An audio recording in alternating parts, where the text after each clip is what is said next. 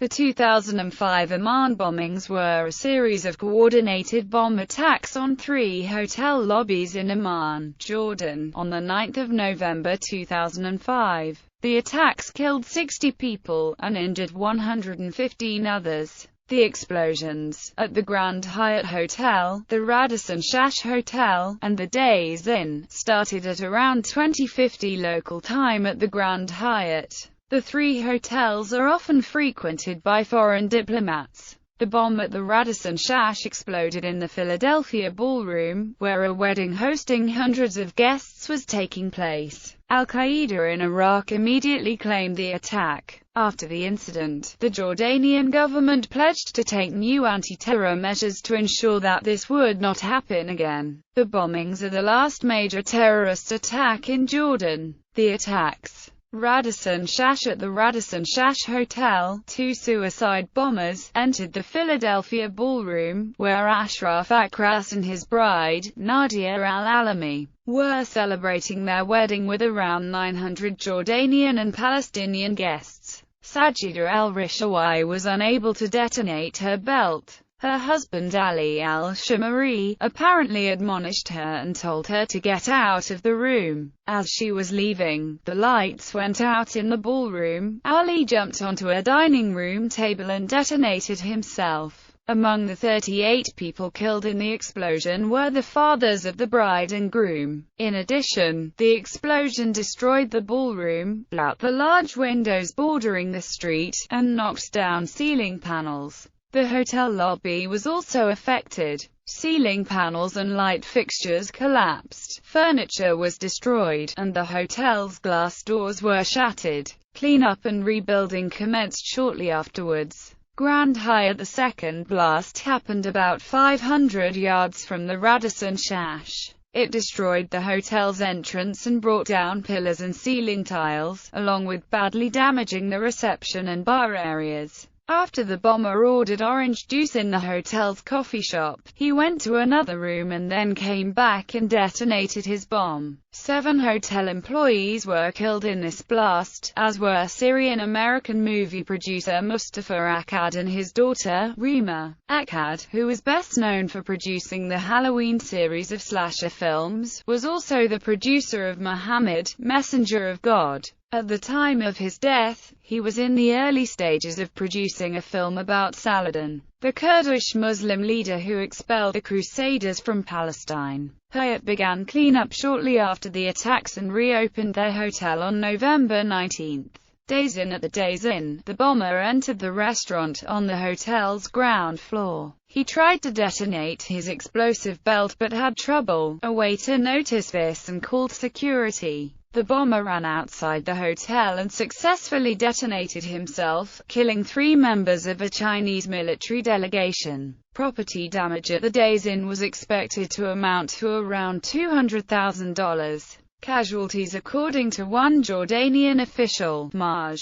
Bashir al-Daja, early in the investigation, local authorities confirmed a series of coordinated suicide attacks as the cause of the blasts. Jordanian Deputy Prime Minister Marwan al-Muashir initially announced that at least 67 people had died and 300 people had been injured. However, the Jordanian government subsequently revised the number of casualties down to at least 59 dead and 115 injured. The adjustment in figures was not explained. Among the dead were 36 Jordanians, mostly from a Muslim wedding, including the fathers of both the bride and groom. The rest were 6 Iraqis, 5 Palestinians, 4 Americans, 2 Arab Israelis, 2 Bahrainis, 3 Chinese delegates of the People's Liberation Army, 1 Saudi, and 1 Indonesian citizen. The Palestinian fatalities included Major General Bashir Nafar, the head of military intelligence in the West Bank, Colonel Abed Allen, a high-ranking Preventive Security Forces official, Jihad Fatu, the commercial attaché at the Palestinian embassy in Cairo, and Mossab Korma, a senior Palestinian-American banker and former Paltel CEO. Both of the Israeli fatalities were Arabs. One was Hussam Fathi Mahijna, a businessman from Al-Fam. The other was an unidentified resident of East Jerusalem. Suspects. Jordanian police initially stated that there were at least 4 attackers, including a couple, who spoke Iraqi-accented Arabic. A number of Iraqis were among the more than 100 suspects who were arrested in the following days.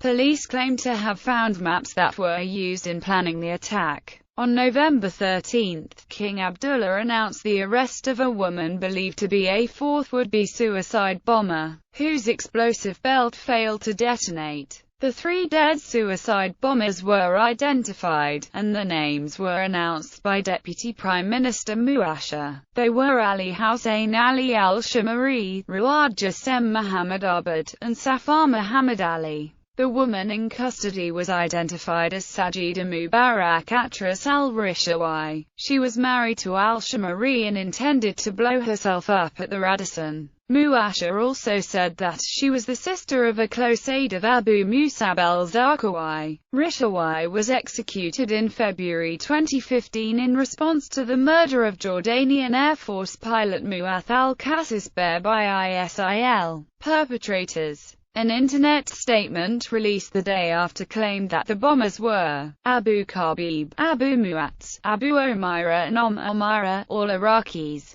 Al-Qaeda in Iraq immediately claimed the attack on a website, saying they were trying to hit American and Israeli intelligence and other Western European governments. The Radisson Hotel was previously an Islamist target during the 2000 Millennium attack plots. Jordanian police foiled the original attempt after arresting Qadir Abu Hosha, a Palestinian militant, along with 15 others on December 12, 1999. It is believed that some of the hotels are frequented by American, Israeli, and European military contractors, journalists, business people, and diplomats, and the city itself has long been described as a gateway for Westerners into Baghdad and Iraq at large, leading many to entertain the possibility of a connection between the Amman bombings and the war in Iraq. Response: Domestic. Jordan. King Abdullah II cut short a state visit to Kazakhstan and returned to Jordan, where he pledged that justice will pursue the criminals, and condemned the attacks. King Abdullah also cancelled an upcoming visit to Israel. Jordanians reacted to the bombings with outrage. Thousands of people in Amman participated in protests against the bombings, chanting, "Burn in hell, Abu Musab al-Zarqawi." King Abdullah and Queen Rania visited several victims of the bombings in hospital. The king said, "The pain you felt for the loss of your beloved ones, who were killed for no crime they committed, was shared by all Jordanians,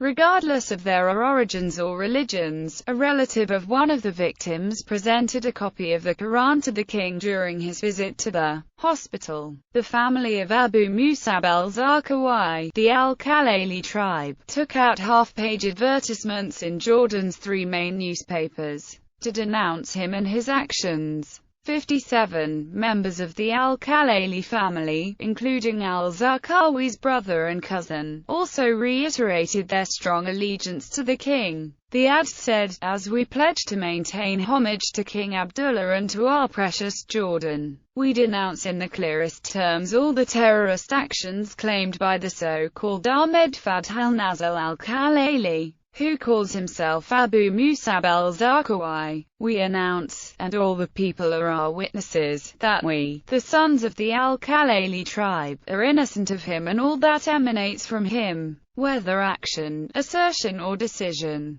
We sever links with him until doomsday." International United Nations Secretary-General Kofi Annan had planned to visit Jordan on November 10, 2005, but postponed the trip in light of the bombings. Kofi Annan issued a statement, strongly condemning the attacks, and underscoring the need for additional security measures against terrorist attacks worldwide. United States. A spokesman for the White House called the bombings a heinous act of terror. Secretary of State Condoleezza Rice called the bombings a great tragedy that show the very difficult war that we're fighting. President George W. Bush said, the bombing should remind all of us that there's an enemy in the world that is willing to kill innocent people, willing to bomb a wedding celebration in order to advance their cause. Israel Prime Minister Ariel Sharon called King Abdullah and offered his condolences, as well as assistance in the recovery efforts.